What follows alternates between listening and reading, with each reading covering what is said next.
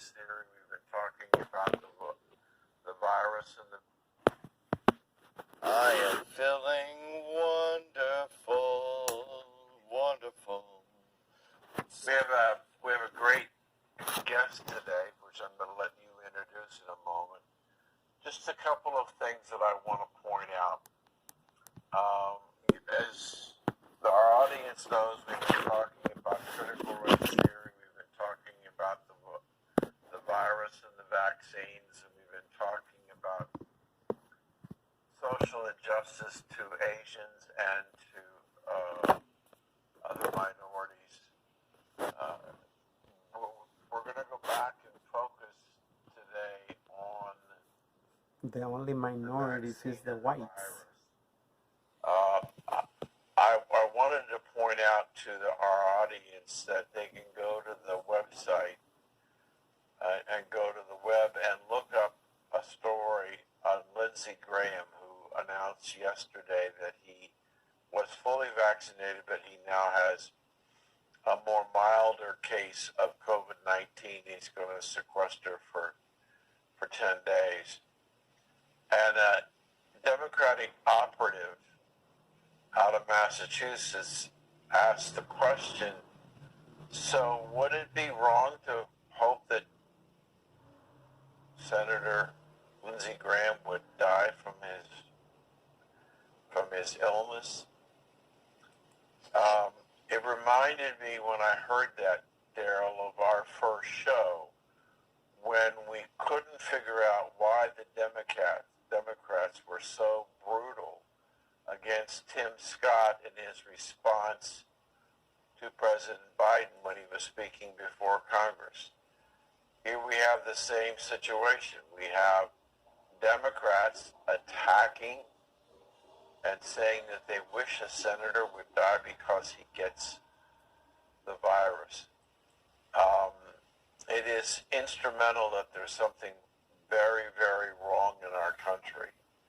And I saw a program over the weekend, Daryl, and I'm trying to get us on it.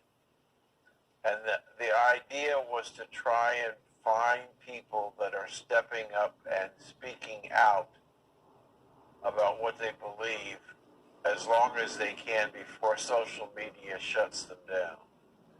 Well, we can't get shut down, but we're talking to millions of people and growing. I think we've now become an important factor in the debate and the discussion of what's going on in our country, giving our listeners fair and unbiased experts to talk about the issues. With that, Daryl, I'm going to turn it over to you, and I want you to introduce Dr. Paul to our audience. Well. This is my man here. I mean, this is. I got Dr. Malone. That's my man. But this is my man right here. He is awesome. First of all, we have Dr. Paul Cottrell. He is basically a finance man gone PhD, going medical MD. And he has the intelligence and wisdom to know that the chaos theory involves itself amongst almost all aspects of our life. And it even goes into our media marketing and promotion. But you know something? The best person that can talk about himself is the I himself, Dr. Paul Cottrell, my man. Go for it, Dr. Paul. Well, thank you for having me, Dan and Daryl. I appreciate the opportunity to reach out to your audience and explain what's going on in this crisis. In the background, for the ones that will be seeing the video version of this, not just the audio version, I'm playing actually a documentary of the Cold War and the evolution of the Cold War right when that stalemate took place in Berlin, between Russia and the United States, the fall of the Nazis.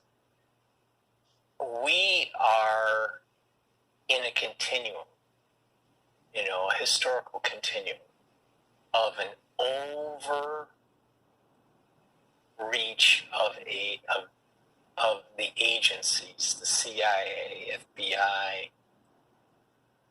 Now, I wasn't born in the 50s. I was born in the 70s. So my delineation point for a red line of all these changes was 9/11. All right, this push for the Patriot Act and the erosion of our civil liberties. And what I saw was we never really went back to a pre-9/11 day after the Patriot Act was instituted. We had a never-ending war in the Middle East. We still have conflict in the Middle East.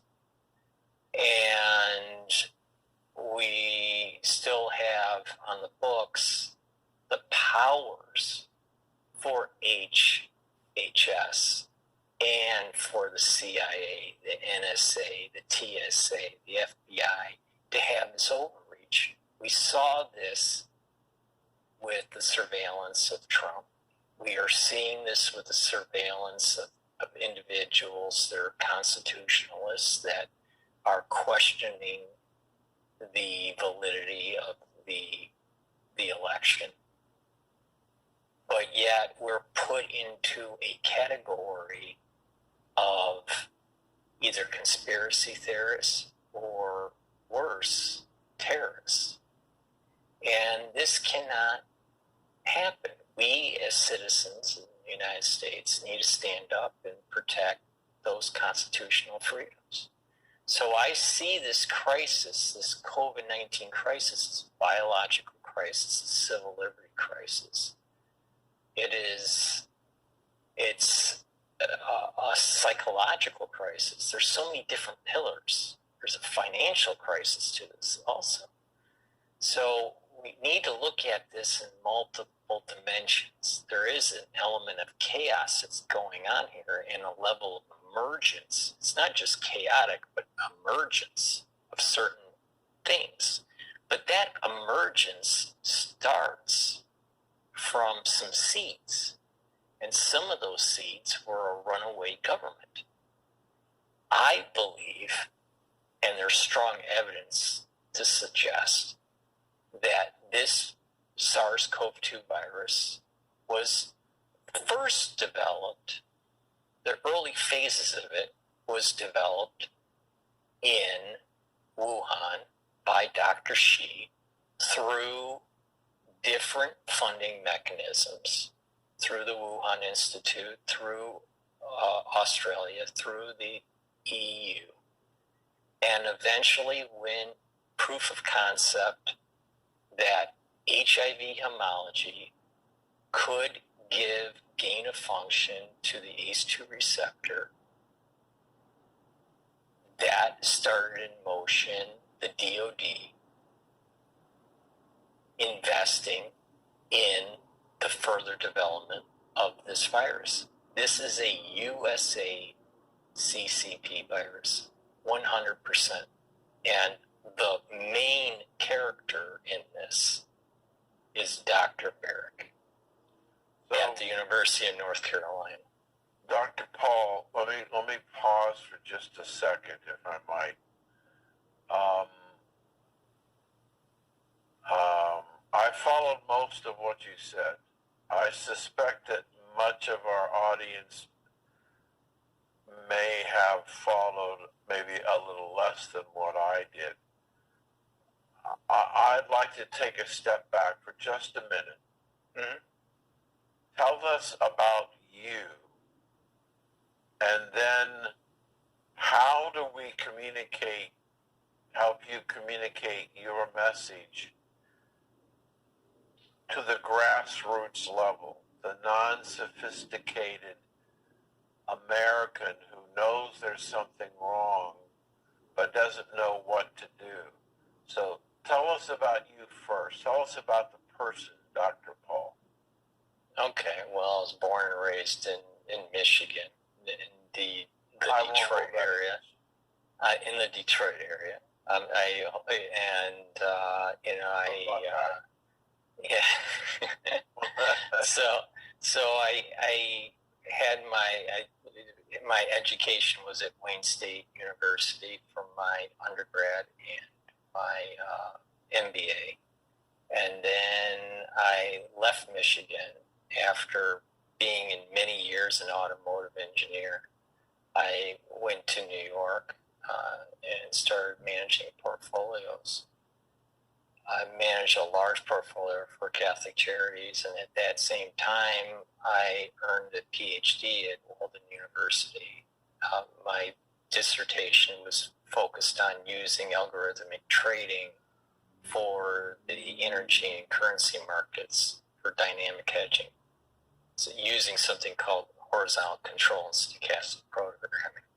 So, and then during that time, my brother passed away from heart disease, which runs on my mother's side of the family. That kind of galvanized me into getting and moving towards a medical degree. So you have to go through pre-med. I did my pre-med work at Fordham University in New York City. And at the same time, I was working on my master's at Harvard University through HES, Harvard Extension School, for a master's in biology, focusing on the HIV-1 TAT protein and how that could be used to reduce autoimmune disorders, especially peripheral nervous system disorders like Guillain-Barré syndrome. And thankfully, I was allowed to attend medical school. And in my second year of medical school, just, plugging away on that as I finish up my thesis on the TAT protein research. So that's me in a nutshell. I mean, obviously there's more to it. I'm 49 years old, so I have, a wealth of experience in finance and automotive, and I've traveled all over the world. Lived in Japan, I lived in Germany. I had a small stint in South Korea. I think what really galvanized me as being an active participant in the narrative that we're living through is really 9/11. I was in South Korea during 9/11, and I saw it from outside, and looking in. I wake up early in the morning, I turn on the TV. It is, early in the morning in South Korea, but it's about 6 at night in New York, September 11th. So it's like September 12th in Asia at that moment in time. And I'm seeing the towers fall. And shortly after that, when flights were allowed to come into Detroit direct from Asia, I flew back to Detroit on September 16th. And it was a totally different world. A lot of people were flying their flags, and there was a lot of concern about war, and there was, I just binged watched CNN just to get as much information as I could about 9/11, and that was starting my journey on wanting to go to New York and be part of the Renaissance. My backyard was ground zero, and I was able to walk that area on a daily basis and take pictures as they were rebuilding the towers, especially the Freedom Tower. And, having that early morning stroll through the waterfalls is it's a very special place, and that throughout my time in New York, it just strengthened me to say, you know what, we need to go back to a pre-9/11 day. I want the country that I left when I flew to South Korea in 2001. I want that back. And the problem is that we have a runaway government doing things they should not be doing. And that there is this institutionalization that's taking place. And, this video that's playing, this is that small mission creep that with the CIA that just kept on growing and growing and growing.